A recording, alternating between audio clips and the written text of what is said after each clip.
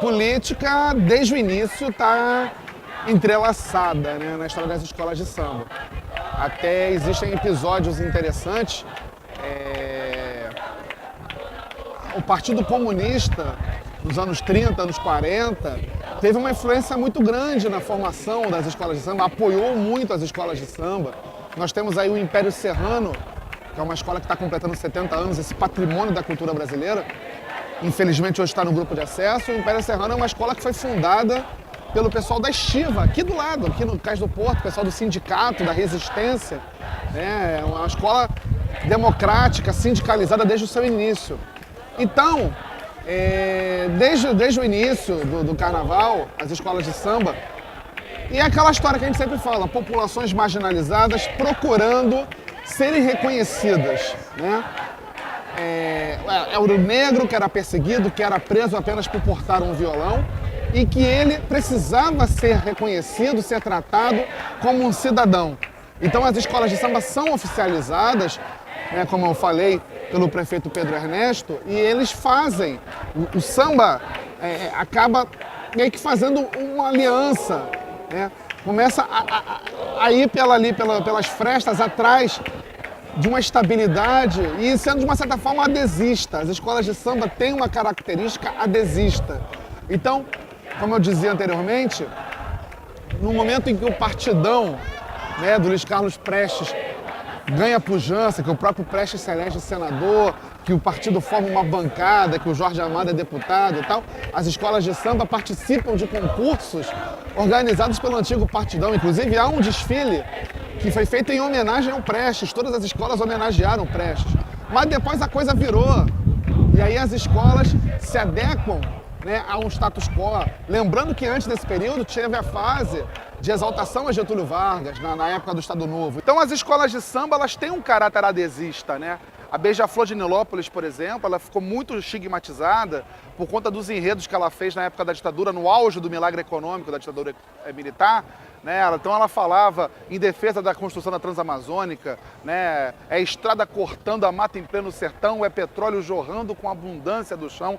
Vamos lembrar do Fundo Rural e do Mobral, enfim. E quando Lula assume a presidência, a Beija-Flor faz um enredo enaltecendo o Lula, bota o Lula no último carro alegórico da escola.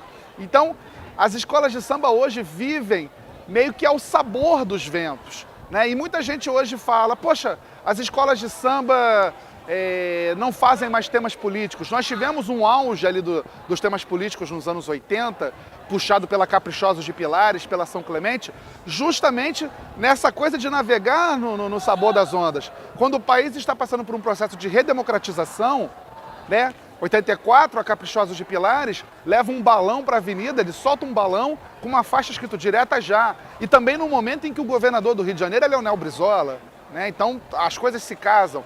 Depois a Caprichosos entra nessa linha, a São Clemente também adota uma linha de enredos satíricos, bem-humorados. Aí já é o momento já da nova república, do primeiro governo, do primeiro e do único, graças a Deus, governo Sarney. Então a gente tem toda aquela questão. Mas hoje a gente vive um momento, né, mais complicado, o politicamente correto domina, a intolerância, né, é muito grande, hoje não há debate político, hoje há guerra, hoje há um acirramento. Mas mesmo assim as escolas de samba meio que surfam. Ano passado a gente viu a Mocidade Independente de Padre Miguel fazendo na sua comissão de frente o Lula e a Dilma sendo presos, quer dizer, comprando o discurso golpista, né? Então, mas se amanhã ou depois o Lula voltar à presidência, as escolas de samba vão esquecer que prenderam o Lula e o Lula vai vir de anjo em cima de um carro alegórico. Então isso, na verdade, porque o carnaval ainda é muito dependente das verbas públicas e você tem que estar ali, né? Você não pode, hoje em dia, uma escola que de repente fizer um enredo esquerdista no momento em que a esquerda está sendo demonizada mundialmente, de repente é uma escola que pode tomar pancada no julgamento, que algum pode ouvir um recadinho de, pô, como é que vocês fazem um enredo desse? Então, a questão do samba, né, da política, e também tem uma questão interessante em relação à política dentro das escolas de samba, que poucas escolas de samba têm um caráter essencialmente democrático. Poucas escolas têm eleições, quadros sociais formados, onde as pessoas são sócias, compram o título, pagam mensalidade, são sócias proprietárias, enfim. e elegem presidente. Muitas escolas de samba hoje ainda convivem com colégios eleitorais muito reduzidos, decisões muito centralizadas, desde assumindo aquele discurso que Roberto da Mata já falava lá atrás, né?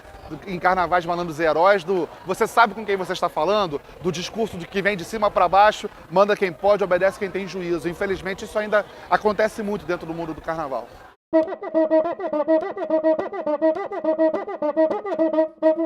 Eu acho que de uns anos para cá, o gênero samba enredo tem se reinventado, né? Criou-se uma percepção, na minha visão equivocada, de que hoje em dia não se faz mais sambas enredos bons. Isso é uma mentira.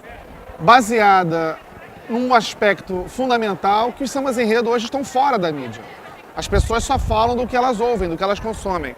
E hoje o produto samba enredo ele é muito mal vendido pelas próprias escolas, né? As escolas não sabem trabalhar os sambas enredo, as emissoras de rádio não tocam, a própria liga não divulga, como era antigamente, né? Nos anos 80, todo final de ano, ali na brincadeira do amigo oculto, dois presentes eram certos, era o disco de samba enredo e o disco do Roberto Carlos. Várias pessoas às vezes compravam um disco de samba enredo para dar de presente e ela tinha pedido um disco de samba enredo do seu amigo oculto. Então você comprava um disco para ganhar outro, né? Quer dizer, nem precisava, era mais pela brincadeira. E os sambas enredos sumiram, né? Surgiram outros ritmos. A Bahia chegou muito forte com um marketing muito agressivo e o próprio carnaval de rua aqui do Rio deu uma revigorada, mas ele canta os sambas enredo de 30, de 20 anos atrás. Eu acho porque as escolas de samba não sabem vender. Agora que está começando a haver uma movimentação do disco ser vendido em plataformas digitais, mas a gente está ainda muito engatinhando em relação a isso. Mas eu tenho certeza que vários sambas, especialmente de 2010 para cá, realmente melhorou muito. A década passada foi uma década, talvez a pior década em matéria de sambas enredo, até também por conta dos enredos que surgiram à época. Começou a surgir muito enredo que a gente costuma chamar de enredo CEP, enredo sobre cidades, estados e países, e aí realmente é muito difícil você se inspirar para falar sobre uma cidade do interior que não tem muitos atrativos, para falar de um país qualquer. Já teve Coreia do Sul na avenida, então quer dizer, fica complicado. E nos últimos anos, né, as escolas começaram a entender a importância de ter um bom samba enredo, até porque para ganhar o carnaval hoje as escolas precisam ter componentes muito bem ensaiados, que saibam cantar o samba tem que ajudar o desfile. Então voltou de uns 5, 6 anos para cá, na minha avaliação, a ter uma preocupação grande com um bom samba enredo que propicia o canto dos componentes. E nós temos aí, tanto nesse ano como no ano passado, sambas que se fossem gravados há 30 anos atrás, tivessem sido cantados na vida há 30 anos atrás, seriam sambas que cantariam para a história. Mas hoje em dia está tudo muito fragmentado, né? Hoje em dia a indústria da música está sendo muito direcionada a determinados nichos. Você vê que a própria MPB, né, o rock, outros gêneros têm dificuldade de romper essa barreira que a mídia colocou. Eu sempre combato essa frase. As pessoas falam, hoje em dia os sambas enredos são muito ruins, por isso que não tocam no rádio. E desde quando tocar no rádio hoje é sinônimo de se fazer música boa. 99% das coisas que a gente ouve no rádio hoje em dia são descartáveis, são horrorosas, né? Então eu acho que não é esse o motivo. Eu acho que está faltando ao mundo do samba, né? Recentemente eu escutei uma frase de um amigo e eu acho perfeitamente plausível isso. O samba, às vezes, ele se fecha tanto na sua tradição, ele não consegue dialogar com o que está acontecendo. E aí ele acaba meio que virando um bairro que você transforma em patrimônio histórico, né? Você tomba, você mantém aquela tradição, mas você também impede que aquele bairro se desenvolva como outros bairros irão se desenvolver. Eu acho que o samba peca um pouco por isso, por um romantismo exagerado, que muitas vezes não se justifica quando hoje em dia a gente vê compositores gastando 100 mil reais para ganhar um samba numa escola. Não é mais como nos tempos de Silas de Oliveira, em que um compositor fazia o samba, disputava com outro, e se ele visse que o samba dele não era bom, ele mesmo retirava da disputa, de uma forma cavalheiresca. Não, poxa, o samba do meu concorrente é muito melhor para representar a minha escola na avenida. Então as coisas mudaram muito nesse sentido, né? De você...